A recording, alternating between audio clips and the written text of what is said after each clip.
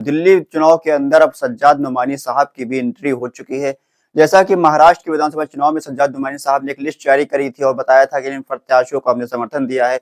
मजलिस के कुछ प्रत्याशियों को समर्थन उन्होंने नहीं दिया था, इस वजह से मजलिस के समर्थक जो थे वो काफी ज्यादा नाराज मौलाना साहब से नजर आ रहे थे। हालांकि उसके बाद जो रिजल्ट आया है वो सबके सामने, उसके बाद मौलाना साहब खामोशी रहे। उनके बाद आप दिल्ली विधानसभा चुनाव में वोटिंग से एक दिन पहले एक ऐसा बयान आ गया मौलाना सज्जाद नोमानी साहब का, जिसमें साफ साफ उन्होंने ये कहा है कि सीएनआरसी प्रोटेस्ट के जो जेल में कैद हैं, प्रोटेस्ट के दौरान के लोग जो कि जेल में कैद है, उन उम्मीदवारों को वोट देना हम सब का हक है, हम सब की जिम्मेदारी है। ये बयान मिल्लत टाइम्स की तरफ से जारी किया गया है। मिल्लत टाइम्स ने बताया है कि इन्होंने सज्जाद नोमानी साहब ने ये बयान दिया है।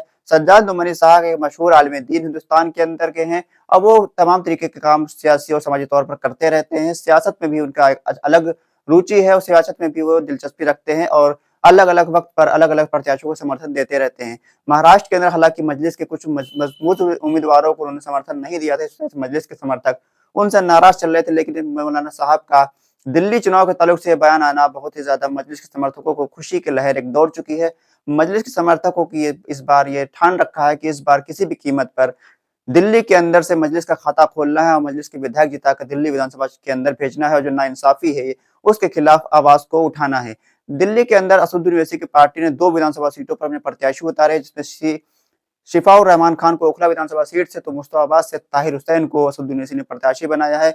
दोनों ही प्रत्याशियों में समानता यह है कि दोनों ही प्रत्याशी सीएनआरसी और दिल्ली दंगे के आरोप में जेल के अंदर बंद है और वो कस्टडी पैरोल के अंदर प्रचार करने भी बाहर 5-6 दिनों के लिए आए थे। हालांकि प्रचार का टाइम खत्म हो चुका है, अब वो लोग वापस जेल पहुंच चुके हैं। अब कल वोटिंग का दिन है, इससे पहले मौलाना साहब का यह बयान आना मजलिस के जो उम्मीदवार हैं उनके लिए काफी ज्यादा अच्छा माना जा रहा है। मजलिस के उम्मीदवारों को काफी बड़ा जन समर्थन भी देखने को मिल रहा है, क्योंकि एक से एक आम आदमी पार्टी हो या फिर कांग्रेस पार्टी के बड़े बड़े जो नेता थे उस लोकल के, उन लोगों ने उनका साथ छोड़कर एमआईएम पार्टी का साथ दिया। इस बार एमआईएम पार्टी के प्रत्याशियों को समर्थन दिया है और ऐसे में उम्मीद जताई जा रही है कि ओखला और मुश्ताबाद दोनों ही सीटों पर मजलिस इत्तेहादुल मुस्लिमीन के उम्मीदवार जो है इस बार कामयाब हो सकते हैं और यहाँ पर असदुद्दीन ओवैसी एक नई सियासी तहरीक को जो दिल्ली के अंदर खड़ी कर सकते हैं, सियासी क़यादत को खड़ी कर सकते हैं। दिल्ली की विधानसभा के अंदर 70 विधानसभा की सीटें हैं।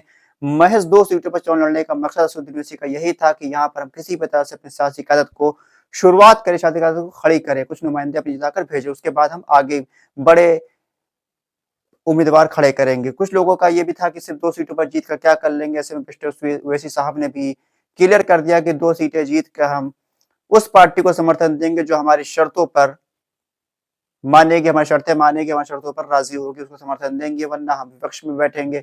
हम अपनी क़यादत को मजबूत करेंगे, हम अपनी आवाज को उठाएंगे। जिन लोगों की आवाज कोई नहीं उठाता है उनकी आवाज मजलिस के उम्मीदवार, जीते हुए उम्मीदवार उठाएंगे। हालांकि उम्मीद जताई जा रही है कि सीएनआरसी प्रोटेस्ट के दौरान जो लोग जेल में गए थे उनकी सहानुभूति आवाम के बीच है। सीएनआरसी प्रोटेस्ट के दौरान काफी लोग जेल के अंदर गए थे। शिफाउर रहमान खान हो, ताहिर हुसैन हुए, दोनों ही की प्रत्याशियों की मजबूती काफी ज्यादा दिखने को मिल रही है।